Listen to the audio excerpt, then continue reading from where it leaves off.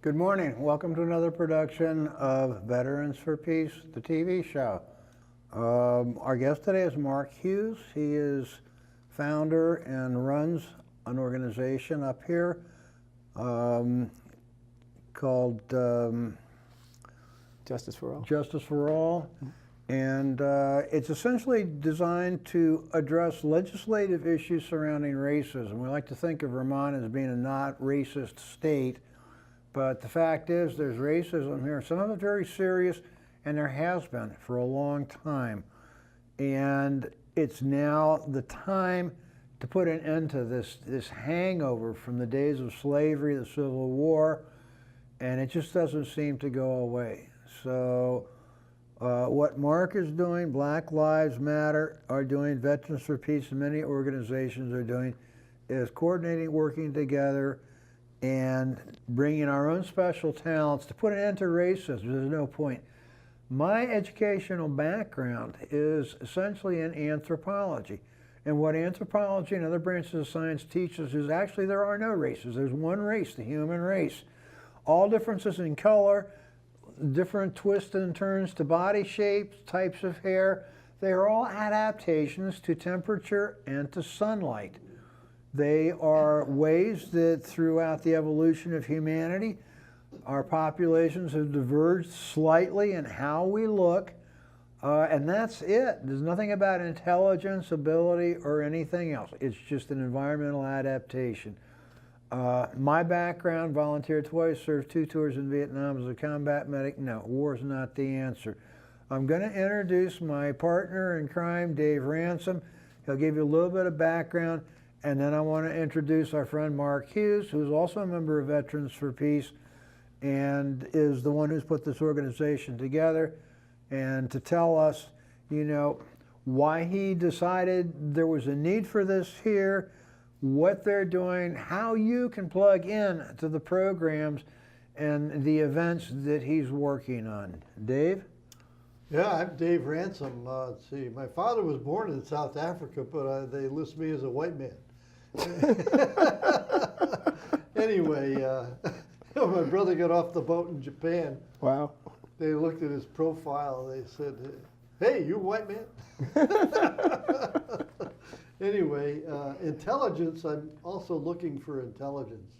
I haven't found it yet, but it's you know, something you acquire, I think, very slowly. And you know, when you get to your upper 80s, you hope that it does come eventually.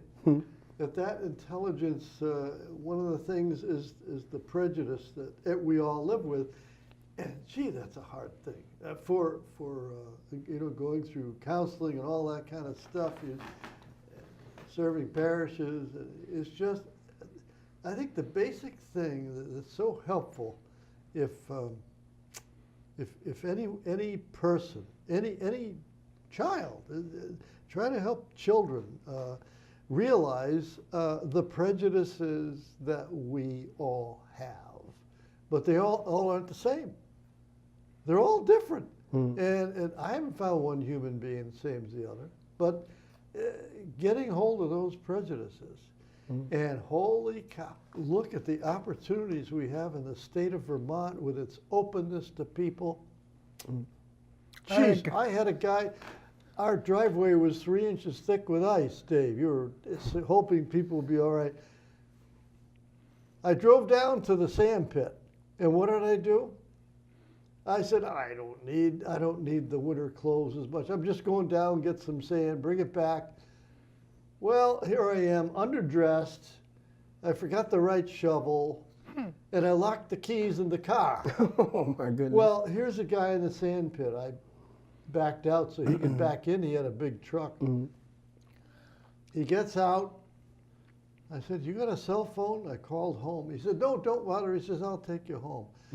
So through this little absent-minded stuff, my driveway was sanded. He said, "That's what neighbors are for." Right. That's what neighbors are for. Yep. And when we get to inquiring about Mark and where the Senate is, where the House is, and all these bills and the state police, my God, What's Trump done now? Rescinded Obama's order that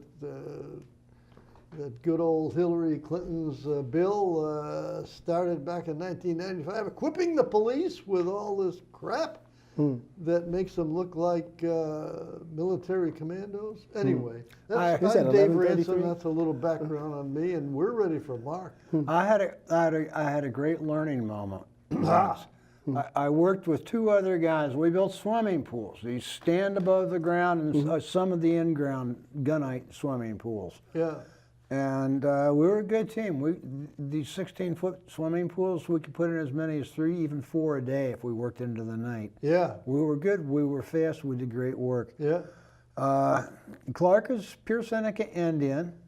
Morris is about as black as you can get. It's probably, Senegalese background, just ebony black, beautiful guy. That's yeah. So we showed up at this one job, and the woman said, "Well, you're certainly an integrated bunch."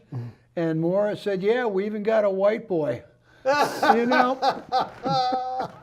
love it. That gave me some pause for thought. The same thing happened when the three of us showed up at a standoff on the Onondaga Reservation. And it was an armed standoff, way before Wounded Knee or anything.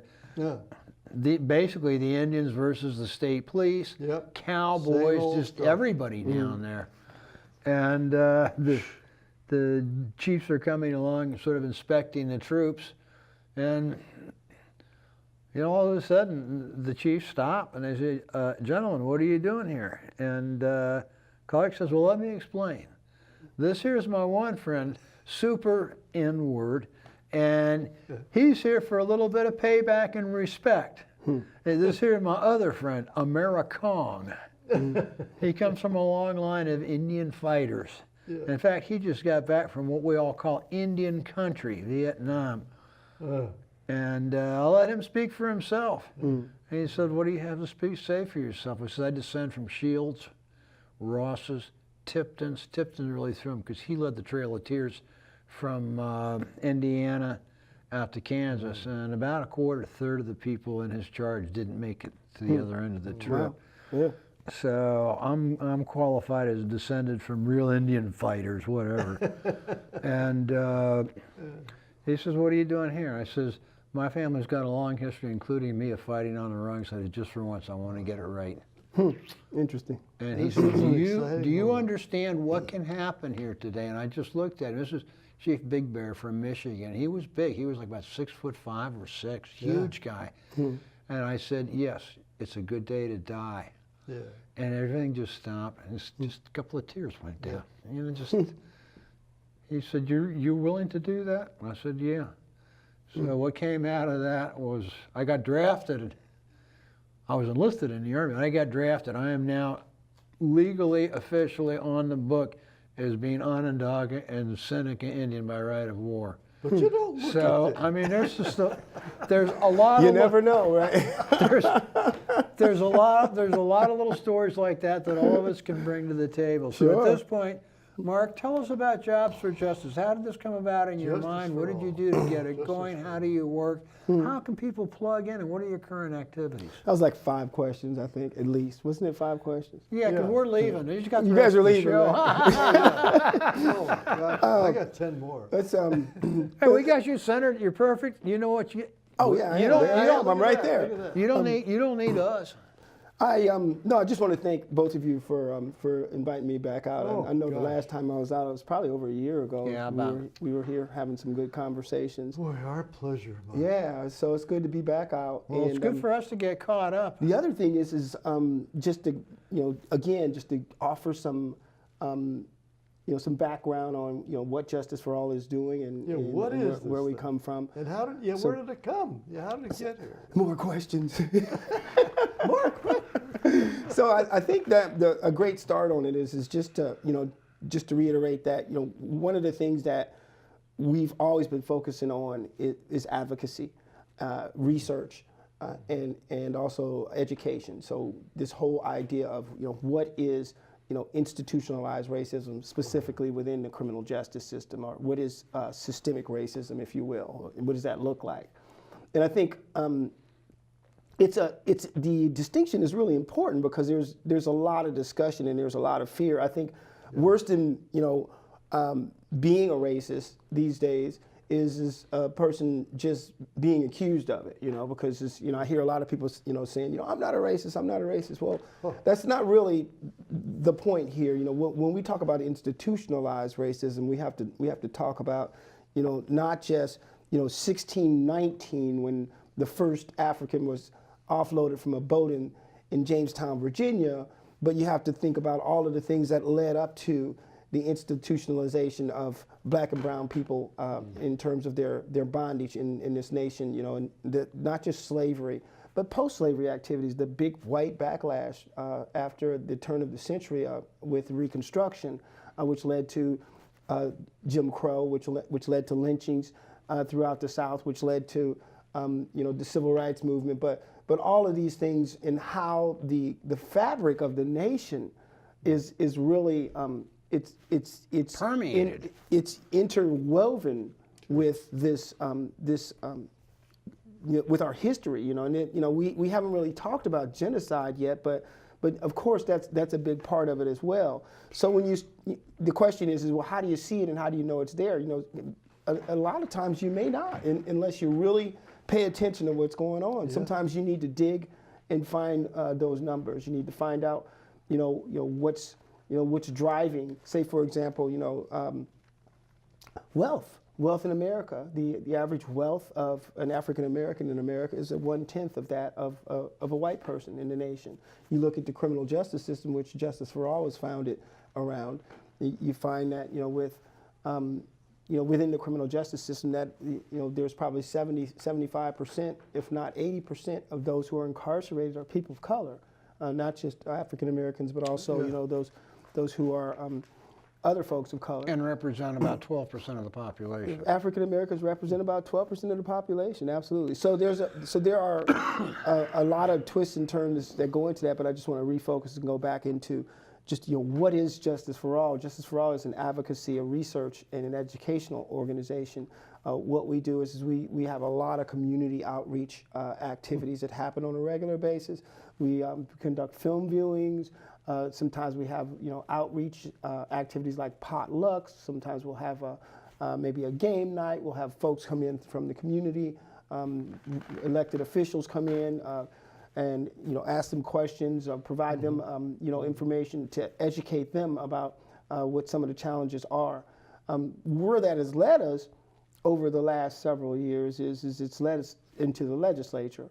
And interestingly, last year, what we were able to do was to introduce what was then H492 and S116, and this was a H492. Yeah, what it turned into is something else, and what we introduced we wanted to call it a racial justice oversight commission or a racial justice oversight board. Gotcha. It was modified quite a bit, and it turned into more of an advisory panel.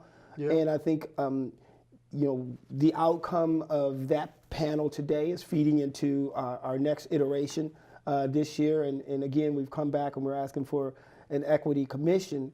The equity commission, really the responsibilities, and here's the thing with systemic racism is how do you determine whether you're making progress? Yeah. How do you determine whether or not we're actually moving forward, whether we're being stagnant, or whether we're moving backwards?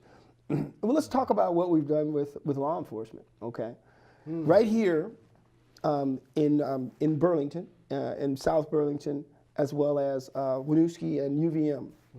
Right here, leading up until 2012, there's a group of folks called the Uncommon Alliance, which was an alliance of those respective law enforcement agencies with community groups, people of color.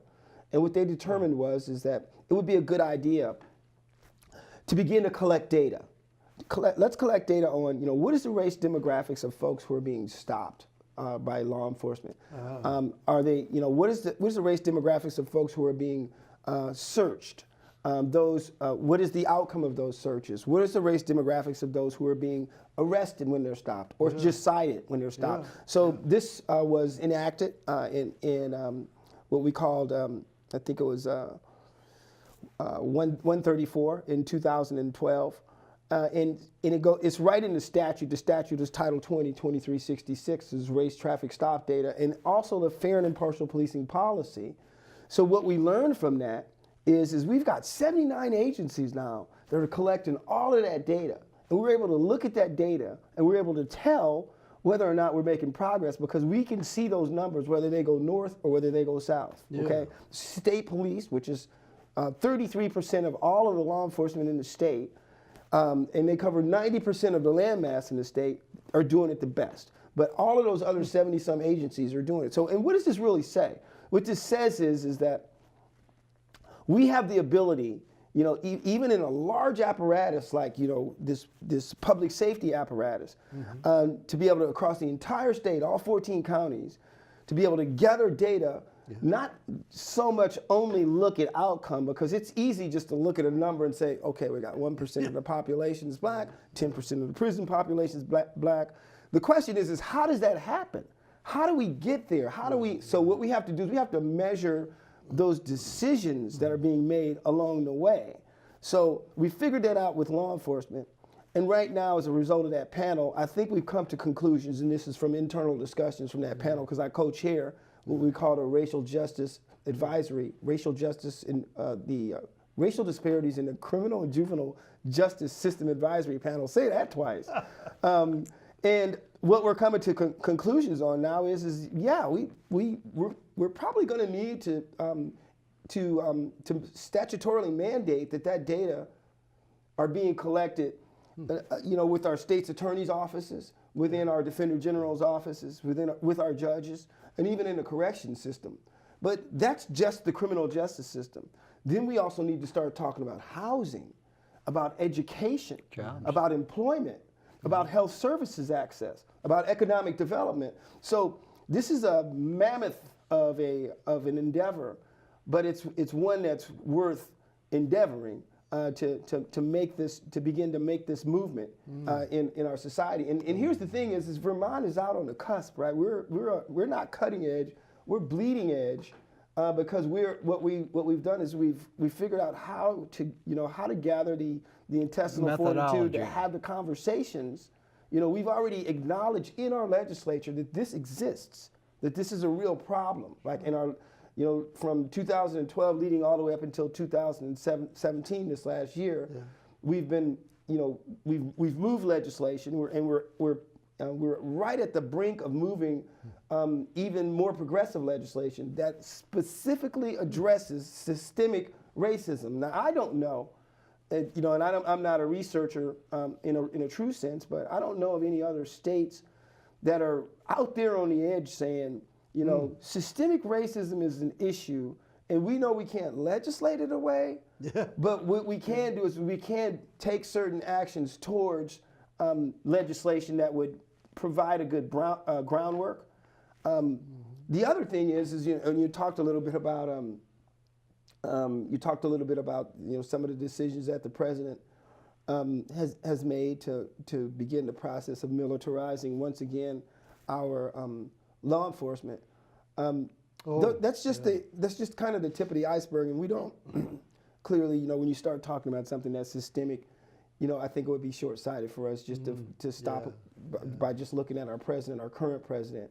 I mean, Woodrow Wilson played Birth of the Nation in the Oval Office. So I mean, so this has been, that's why we call it systemic. We've been doing this for quite some time now. This is America. This is who and how we are. Yeah, and the hope is, you know, like Langston Hughes said, you know, at some point or another, America will actually be, you know, that, you know, the hope is that America will, for once, at some point or another, be the nation that we wanted it to be, because it never has. But back to the point, I think that, you know, this whole idea about looking at the things that are happening at the national level is really important, though, Dave. I mean, you take a look at, you know, what's going on in the education, the Department of Education with Betsy DeVos, you know, and they're walking back, not just on the educational front, but I mean on the civil liberties front, because within each one of these major agencies, they also have civil liberties authority in terms of those protections, you know. So they're walking a lot a lot of those protections back, even in the EPA as well. They're Oh, walking yeah. a lot of those protections back. And even in the Department of Justice, the Division of Civil Rights itself, they've appointed Eric Dryban to be the director. And it's a joke because he's never had any intention on doing anything. It's just, and it's consistent with all of the other agencies, because every agency head that's been appointed, I think their views and their perspective on the very agency that they lead is counter to the very purpose of that particular agency. And I think you could say the same thing about civil rights. And I guess what I'm getting at is from education to housing to the Civil Rights Division across the EPA.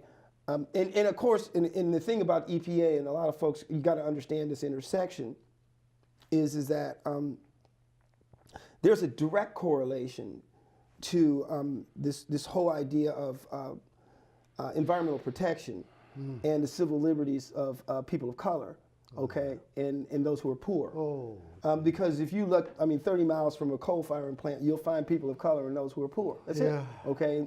If you take a look at those areas that are most dramatically impacted by this global warming, this global change, as well as just these systematic chronic disruptions that you see from Puerto Rico to Galveston to Florida to North Carolina, what you will find, in fact, even 6 out of the 10 nations who are most impacted by global warming are African nations. What you will find is people of color at the epicenter, just like you'll find people of color at the epicenter of poverty. So you take a look at the walking back, if you will, of the civil liberties on a national level. It's important to keep an eye on that. The comedy hour at the national level, you mean? I beg your pardon? It's the comedy hour. It's the comedy hour. Yeah, it's reflecting, people are asleep in terms of what you're saying. And you need something to wake you up. So you get an actor. and the actor's on the scene, but he's not good enough. So the actor's got to do some stuff that people really laugh at. And unfortunately, some people, really take seriously as the gospel truth. And that act is reflecting back to our populace and hopefully waking us up. So when you were talking about I remember one of our friends was a motorman with a motorman. Yeah, he was a motorman with a on the subway. I see. On the trains in local trains in New Bedford, Massachusetts. And we used to talk about that. And one time he told me, he says, when they put the elevateds in New York City, they split neighborhoods. People objected. They didn't even listen. They didn't have a commission. They didn't have any bills. They just said, go away. Yeah, I think you have to look historically too about some of those decisions that were made. You've got all of the redlining that happened, even the railroads that were put in the methodology that they went in to go ahead and divide. My hometown is divided. I'm from Waterloo, Iowa, originally. It's divided by a river, and then the poor or black part of the town is also subdivided with railroads and so forth. So there's a lot of thought that went into the construction of this nation, I went to Louise and I moved to serve a church. This is only in the 1970s. This is after civil rights, et cetera, and so forth.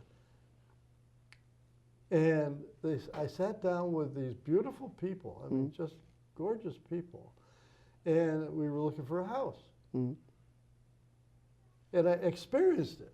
Here's a map. And this one guy, you would love him. You would just love him. Everything else he does. He got out a red pen and said, well, this is the district you wouldn't want to buy a house in. Well, I was too naive, but I said, well, you basically find us a house, we'll buy it. And I was sitting there, and then finally the light dawned, and I said, They don't want us to be with the Portuguese. Mm. They don't want us to be with the Cape Verdean people. This You is know? new, it was this in Massachusetts. Oh, yeah. Okay, New Bedford. And the church was devoted to serving the community. Mm. But boy, when we brought in the first black family, there was a ruffle. Yeah, it's in the 70s. And then when I brought in the Cape Verdean family, there was an uproar. So, I mean, and each of us has these different angles of what prejudice is for us, or what the negatives are for us.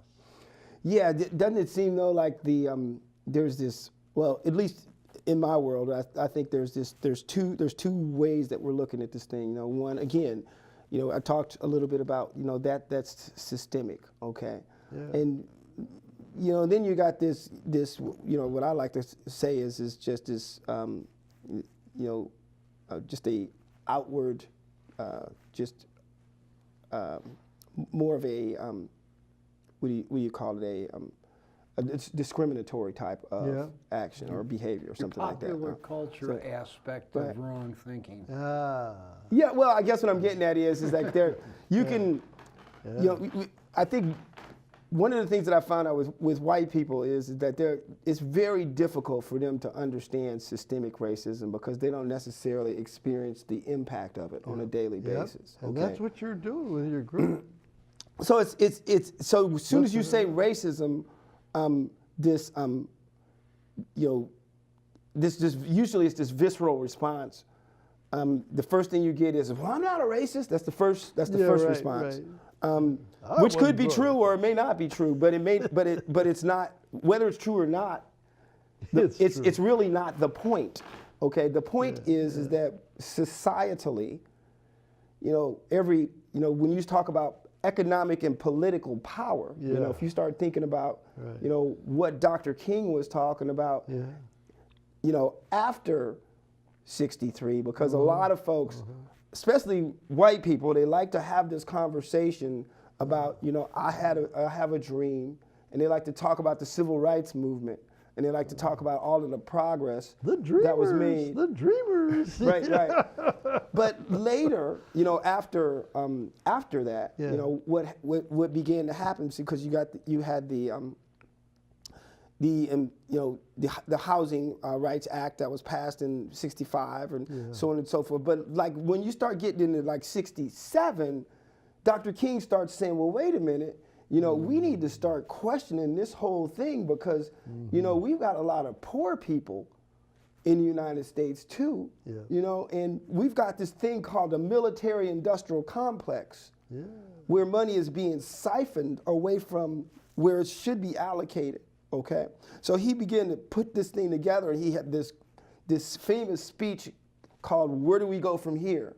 And then there's another one called the triple evils or the tri-evils, and he begins to talk about this idea called the Poor People's Campaign. Okay, and you know, it was at that point where Dr. King, I think, began to shine light on what, you know, systemic racism was all about, and the fact that, you know, all of the work that he did, even though it was very important to move civil rights forward, wasn't enough. We needed to look at, you know, the, you know, instead of helping out a poor man, you need to look at what causes that man to be poor, you know. And I think societally, if you look at the fact that the way that this society was established, that it was literally stolen from Native Americans. Well, and it was built on the backs of black and brown people. Short history of America. America was founded on genocide, grew up on slavery, which benefited the rich people, the bankers and the mill owners in the North as much as the plantation people in the South. And it continues today on imperialism, which is simply taking the lack of a slave class and going into other countries and manipulating their governments to talk about election fraud and intervention. Oh my God, look at the history of the United States. We've overthrown half the governments in the world. And so today we either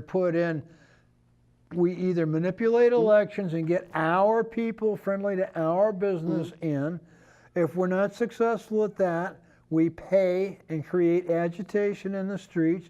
If that doesn't go far enough, we create mercenary armies, and if they don't get the job done, we send the United States military. So basically, we're founded on genocide, grown up on slavery, and we continue and we live and expand our influence by imperialism. Not a good history to tell children. It's kind of a I agree, nightmare. and I think that, and as you were speaking, it's interesting because this is one of the reasons why we're together right now, all of us, is because we've come to some conclusions that there are so many things that we have in common. That the things that we believe, the things that we understand, the goals, the objectives that we have. To stop this war machine, to reallocate or redirect the money that we're investing. That's a poor choice of words. That we are disappropriating into this war machine. And I just want to talk a little bit about that because we spend more than the entire rest of the world put together, and if we, not even significantly, if we just made a really nice cut in our military spending, and we don't need to defend ourselves in the sense nobody can physically attack America. Nobody's coming up through Mexico, down through Canada. You got huge oceans on both sides. Nobody can get an army over here because however big a fleet they send with whatever support, 1 to 3 hydrogen bombs will just level that. I mean, that'll be the end of whatever they try to send. The only reason we have a military is to go blow away third world people and try to play games with the Russians and the Chinese over who's going to dominate the world's economy. Well, there's other reasons we have a military. Yeah, I think you want to talk about homelessness or poor housing. We have the money in the budget now, today, to end homelessness, to provide medical care, and to send our kids to school without giving them a lifetime debt. But Dave, if we did that, then first of all, the economic some apple carts. The political and economic power. Okay, see, because what we're talking about basically, let's just talk straight talk is that the main thing that we're talking about is the sustaining of the base that was created by white men, the white imperialist that you just referred to. There is a conscious effort to keep poor people poor, to make sure poor people remain poor, and that rich people continue to get rich. We just saw the largest... It's a lot like the original Jim Crow in the South. They tell the poor white people, well, you're better off than the poor black people, so don't get upset. So don't pit them try to against one change the another system. again. So pit them against one another. Exactly, and that's what we're doing now. We're pitting whites and even blacks against the invaders, all these refugees and asylum. I have an asylum person. I'm not going to go into it. I really shouldn't. Well, you and I, Dave, these two Daves go back. The Dave and Dave show. The Dave and Dave. We go That's back, right, folks. We go back to ancestors who colonized this country. Mine were in the French and Indian War, and we all had them in the Revolution. I mean, we're like original Americans. Well, you don't really even have to go back that far. I did a little research just the other day, and right down in Windsor County, or the town of Windsor. Yep. You can first capital of Vermont. What you can find you can find what was his name? Jacobs. He went on to become a Supreme Court justice here in the state. He owned a slave. Her name was Dinah. He bought her when she was, I think, around 13 years old. No, he bought her.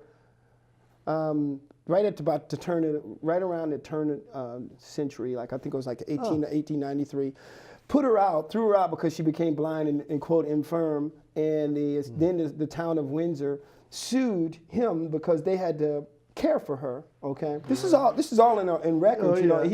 Thomas Jacobs, there's a place in Windsor called the Jacobs House, where he used to live. It's on the historical records. The certificate in the museum down there, the bill of purchase for Dinah is down there. Yep. So I mean, you don't have to go back to 6 or 8 generations, and that's the whole definition, folks. And I grew up what we're talking about. It connects. It wasn't like a break, and all of a sudden it's like it doesn't exist anymore. It's always existed. It started, it continued, and it exists to this day.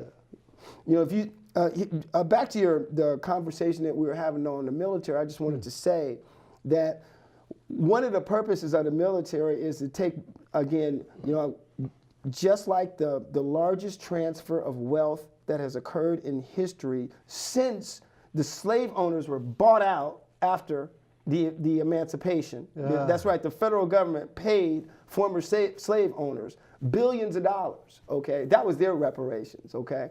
So we just saw the largest one since then in this tax bill. But it's ongoing because this money that's being placed in the military is going to those same government contractors. Yep. You know them all. The Raytheons, the Bowens, the General Dynamics. Generals. So all of those corporations and their stockholders, their shareholders, yeah. all of the folks that have historically held wealth are continuing to amass that wealth as a result of the purchase of the investment that we're placing in the military. Now, watch this. What they do is they go and they create these mass weapons of destruction, these military, weapon systems, these surveillance systems, and you're right, they take them halfway around the world and they use them on black and brown people, right, and poor people, but predominantly black and brown people, halfway around the world. Palestinians.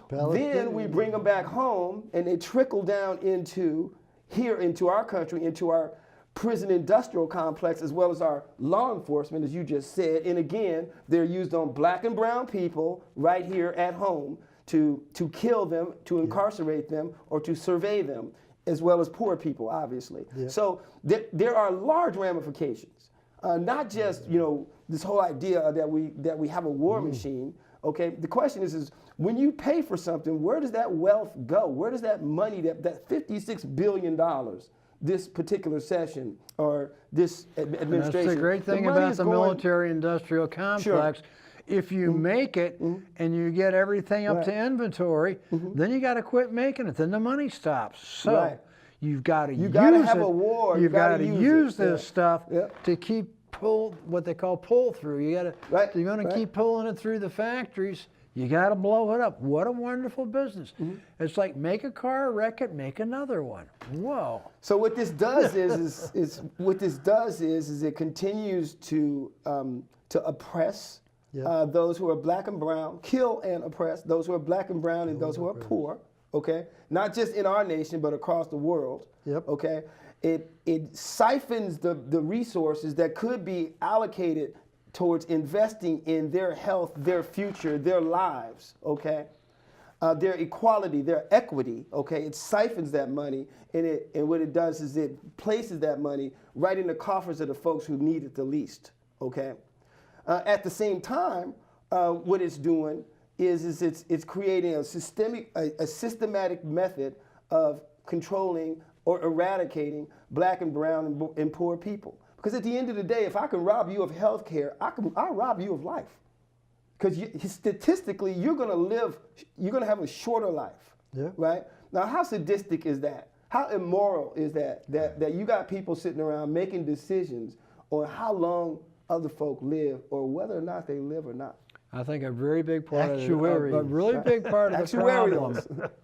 A really big part of the problem that doesn't actually goes back to what you said about what it's like to be black, to experience being black.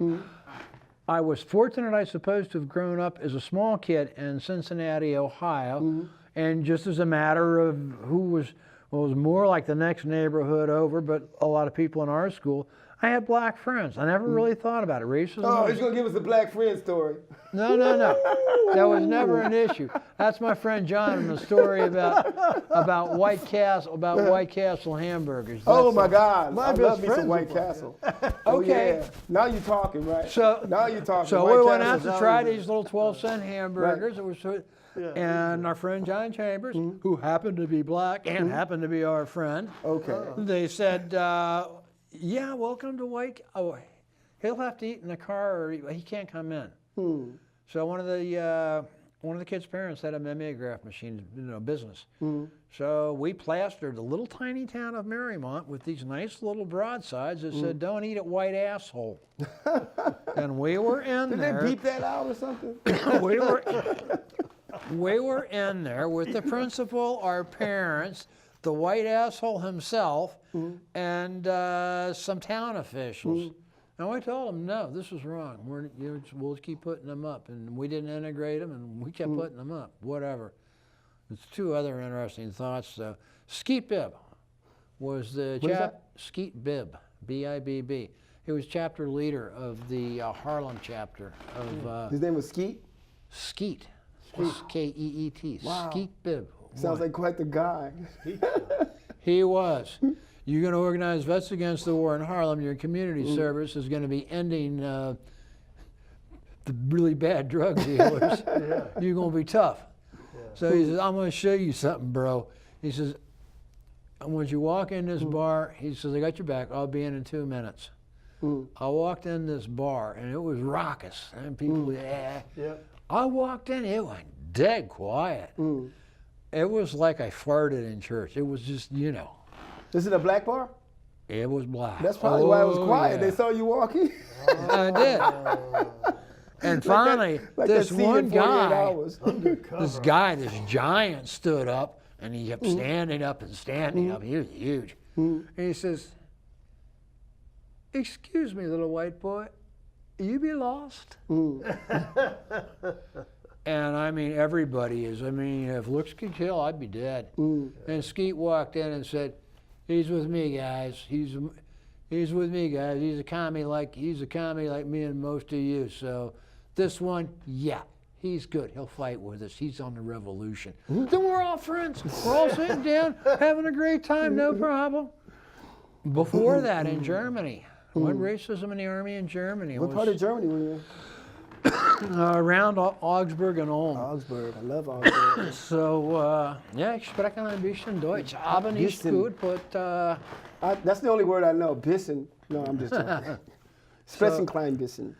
So anyway, one night after, the Enlisted Man's Club, and I come stumbling out of there. I'm going back. I got to work tomorrow, and I'm not, I had too much. I know that. I'm going to go sleep. There's 100, 150 guys out there, all black people on one side, all white people, and they are getting ready to beat the living crap out of each other. And all my white friends, hey, Dave, come on, we're going to kick these, blah, blah, blah.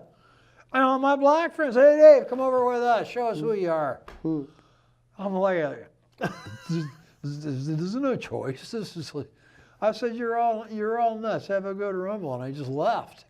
I didn't know how to... You should have just got in the middle and just let both sides beat the hell out of me. Yeah, just beat the crap out of you. Yeah. That's right.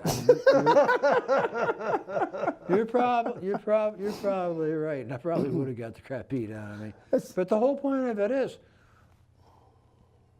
it was sort of in a perverse way, it was sort of a privilege to go through experiences like that a few times. And there's a few other ones, but no, white person, I've read so many books. I even read Black Like Me. I mean, I've read so many books and everything. I've experienced, I've talked to people. As we say, some of my best friends are black and Jewish and everything else. The point of it is, I'm sorry. A white person, my conclusion, a white person can have no real idea of what it's like to be a not white person, whether it's black, Hispanic, whatever, in the United States of America. Because the best you can do is like I did, which is to have a moment here, a moment there, where you get a little bit of insight.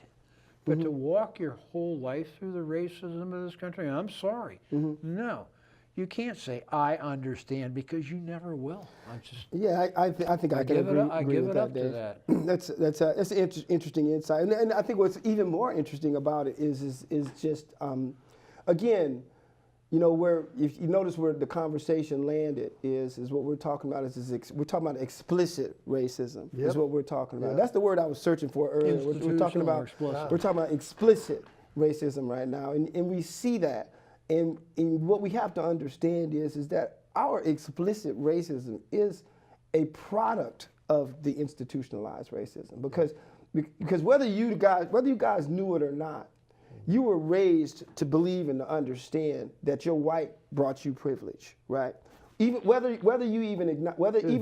if your parents didn't tell you that's what they were trying to tell you, That's exactly what they were trying to tell you. Okay? Experientially, you got it. You saw it. And when that didn't happen, and not just with you and your lives, when it didn't happen with white people at the end of 2016, and it came time for them to walk into the ballot booth, in November of in 2016, when it didn't happen after the civil rights movement, when it didn't happen at the turn of the century after the Reconstruction, what happened was white people rose up in a white backlash, and they made folks know and understand that they deserved and they expected to have that privilege, okay? And that's exactly what's going on right now, which is why Trump is just a symptom.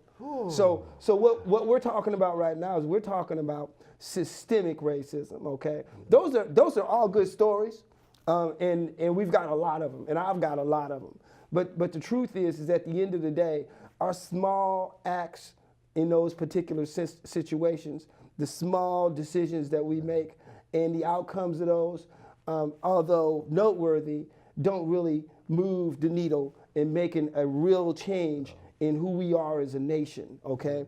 Well, what we have to have is we have to have some serious and some honest discussions. I think Dr. King said, not once has America ever in history seriously sat down and tried to address this nasty 400-year-old original sin of what this nation is. Not one time in history have we really sat down as a nation and said, as a nation, said we're going to, and that's one of the things, I'll take you back to the top of the conversation.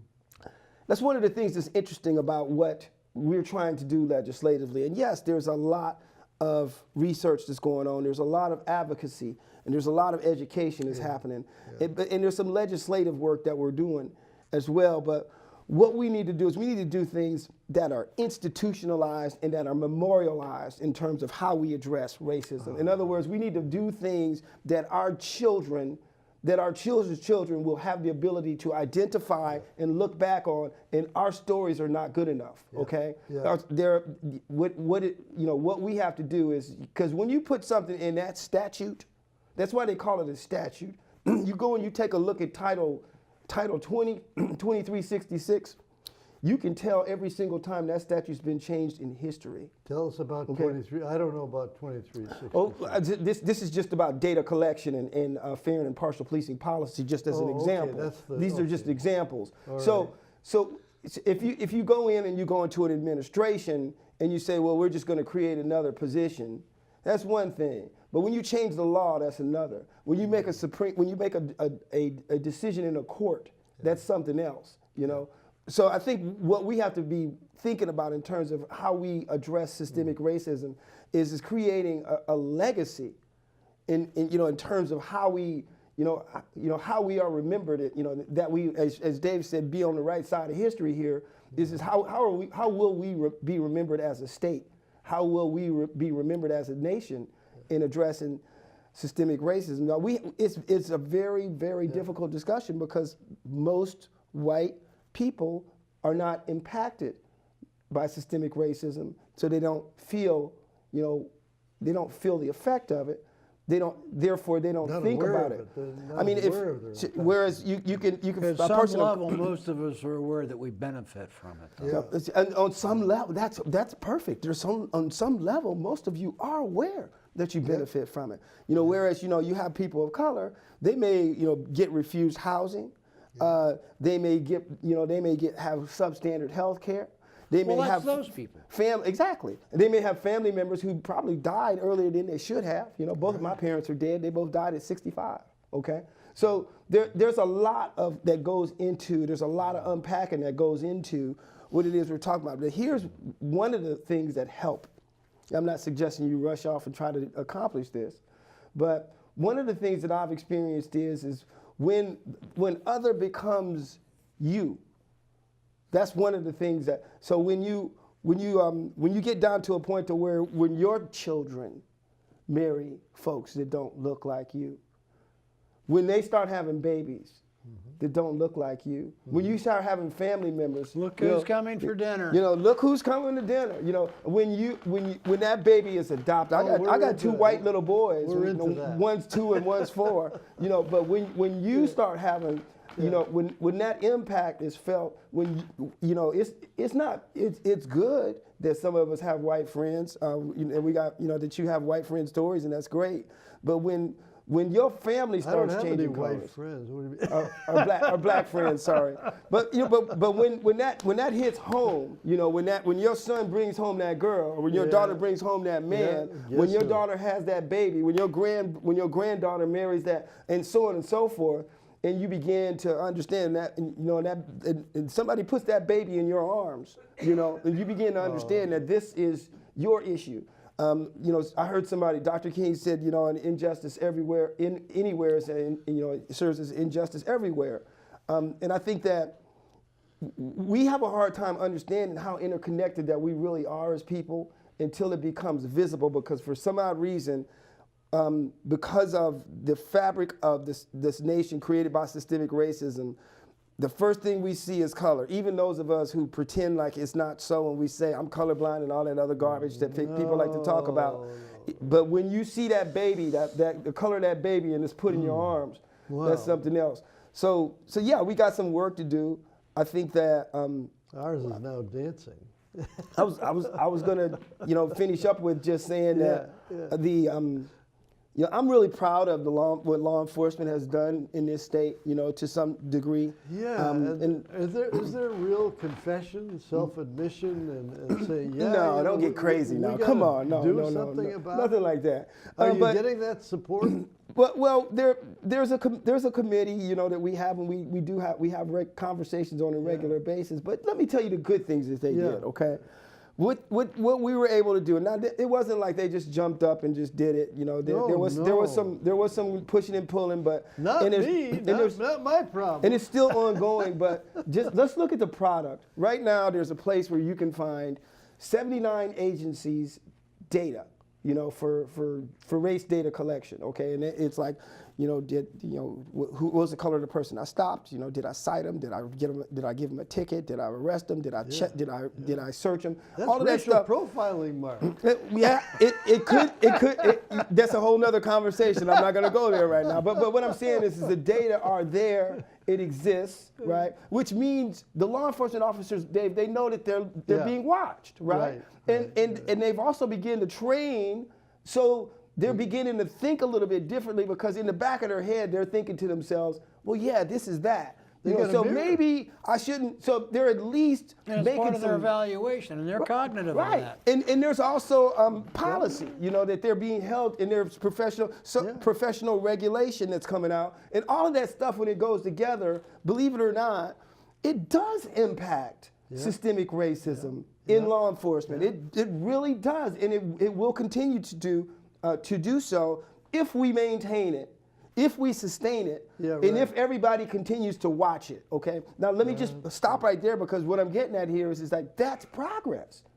It's a very, very small step. But can you imagine if we were to do the same thing with our prosecutors and our Defender General's offices and our judges and our Department of Corrections, and just get the entire system, and instead of just measuring, as I said earlier, the outcome, to say, oh, yeah, well, 10% of people in prison are black. Well, that's good. Well, how? How did we get there? But measuring those decisions, those actual decisions that are made along the way, so those people who are making those decisions are able to stop every now and then and think and say, hey, I'm making a very high impact, high discretion decision right now, and this could mean somebody's life. So now take that and say, let's just say if we use the same model, I have no idea why we would create another model right now. And that's what they're talking about in the legislature right now. Is they're talking about, well, let's use this results-based accountability, blah, blah, blah, 5 minutes. And that's good. It's probably good, and it probably serves its purpose. But to address systemic racism, we've already figured out a system, a solution, and we've already employed it, and it's already working. So why would we not continue to use that to move across the rest of the systems? So And you have to include I want to there, bring up too. another thing real quick. Yeah. Just for the record, particularly for people that know me, know my background, know my political work, I want to go on record right now saying that I am a racist, and I'll tell you why. Yay! Absolutely. I didn't expect that.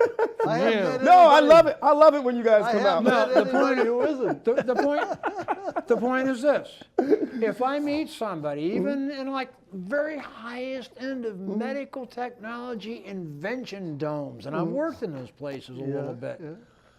If I meet somebody and they're black, I consciously notice that they're black. I'm not thinking that they're good or bad, I just happen to notice. The other thing is, and I was sitting here extrapolating, if I'm in Boston, New York, Washington, or someplace, and I'm walking down the street and there's 5 white guys walking towards me, I don't notice them.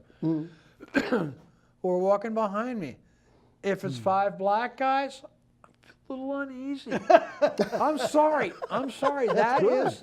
You don't have to be sorry. That's you know. good. That's on his toes. racism. I don't know where it comes from because I wasn't brought up in a racist household except for one grandmother, God rest her soul. I told you white people don't get systemic racism. See, he just demonstrated. No, it wasn't because of your household, it was because of your nation. somewhere in all of everything, there's still like, I owe my life to a guy named Mark Mormon who saved my ass on a battlefield in Vietnam. I owe my life to a black person. Why, after all these experiences, growing up in a highly integrated Cincinnati, Ohio, all of this stuff, I'm still not like totally comfortable until I get to, I'm fine with you. Once I get to know somebody as a person, it all goes away. But yeah, okay. So. Yeah, the reason why I said yay and I started clapping my hands, I know we're winding up and I'll throw it back to you, is just that I would rather, and I think we should all rather, Start from a point of recognition. Start from a point of recognition and say, hey, this is where I'm at. Because and that's exactly what I wanted to acknowledge the state for is that, you got a legislature that's out there and they're out there on the edge and they're saying this exists and we want to do something about it. That is huge progress, and as a nation, that's where we need to be. I just want to just give a quick plug. The bill is called S-281. Okay, that was what I want to do because we only have a couple of minutes left. Yeah. How do we? people... Hey, this time's going too fast. Hey, got my time back. How do people out there in television world plug in to what your organization is doing? How do we help move this agenda? Absolutely. So what you can do is I think the best thing to do is just to go out to justiceforallvt.org. That's justiceforallvt.org, and you can follow the breadcrumbs over to the Facebook presence as well as the Racial Justice Reform Coalition's page. So that's a good place to start. The other thing you can do is you can just call 828-2228. That's 828-2228. And if you know a representative that's in that building or a senator that's in that building, let them know that you support it. There will be a pink envelope dispatched to an 8th grader in a green jacket, and they will run down the hall and they will find that representative. Number again? That's 828-2228. 828-2228. You can do that. One of the ideal things you could do is you could send something over to Representative White. You could either find her email address. She is the chair of the Government Operations Committee in the Senate. She has the fate of this bill in her hand right now. This is S-281. This is S-281, so you can do that. There are other senators like Senator Ayer, Senator Callamore, Senator Pearson, Senator Clarkson. Those are Senator Ayer, Callamore, Pearson, Clarkson, as well as Senator White, and obviously always Senator Ashe, always Senator Balint. I would contact those as well. So those are some good ways. I mean, and when you call 828-2228, you can just name them. You can just say, send it to one of these senators. Again, that's White, that's Callamore, that's Clarkson, Ayer, and Pearson, Ashe, and Balint. And just say, hey, when you call that number, say, could you please let them know I am for, and here's the words you want to use, move S-281 out of Senate GovOps. Vote it out now. Government operations. Yeah. Yep. So White's got a head start on this, huh? Oh yeah. Yeah. He admits it. There was a president of the United Church of Christ who actually went to the Philippines, to Hawaii, and apologized to the people for deposing the Queen. That'll happen. They say a journey of 1,000 miles starts with a single step. I always like to think things one more step beyond. Actually, a journey of 1,000 miles starts with figuring out where the heck you are. Yeah, you got to figure out where you are on the map before you figure out where you're That's going to go, right? Isn't it what Hey, we thanks for said on having the me. I moon? really appreciate it. No, On it's good the to have you moon. here. We need to maybe have you back more often. Absolutely. One step for mankind. Got to take us a little small step at a So- time. So one thing people think about a little bit is, no, Vermont might be, I think Vermont's still the whitest, Yeah, but I think one of state the in whitest America. states. Yeah. but we also need to be thinking about our whiteness, because when I was in high school, there was only I only knew of one black person in the Burlington area. And now we not only have black people, we have people, a lot of people have come in from Asia, particularly Vietnamese and Cambodians. I mean, and a lot of people come in from Africa. We're becoming more of like an international sort of community. Yeah. And as far as the racism goes, charity starts at home. We need to deal with ourselves. I mean, I see it in me. And I'm about as against any form of this as anybody could be, and so is Dave Ransom. But I mean, first step of departure is self-assessment, reality. Yeah. No, we don't owe. It's not payback. You do things politically because they need doing to make the world a better, safer place for all of us. Yeah. Mark, thank you so much for being on Thanks, the show. man. Boy.